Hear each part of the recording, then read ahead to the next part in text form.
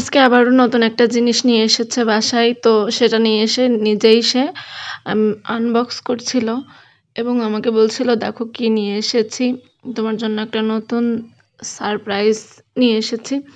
যাই হোক, এটা ঘরের একটা গুরুত্বপূর্ণ জিনিস যেটা আমাদের কিছুদিন যাবৎ খুবই প্রয়োজন মনে হচ্ছিল, তাই সেটা সে কিনে নিয়ে এসেছে।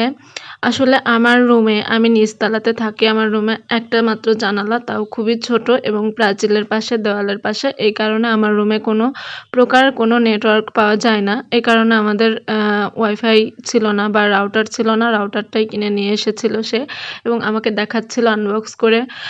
রাউটারটা খুবই সুন্দর লাগছিল আমার কাছে, কারণ সাদা কালারটা আমার কাছে খুবই পছন্দের একটা রং, আর রাউটারটা সাদা রঙের ছিল।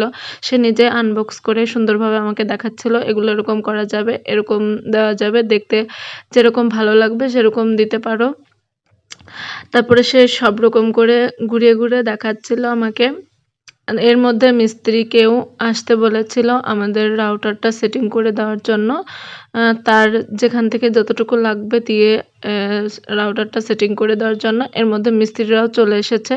সে এটা দেখাতে দেখাতে দেখায় যে মিস্ত্রিরা এসেছে, কাজ শুরু করে দিয়েছে। রাউটারটা আমরা যে রুমে থাকি সেই রুমেই দেওয়া হবে। এইজন্য এখানে সেটিং করা হচ্ছে।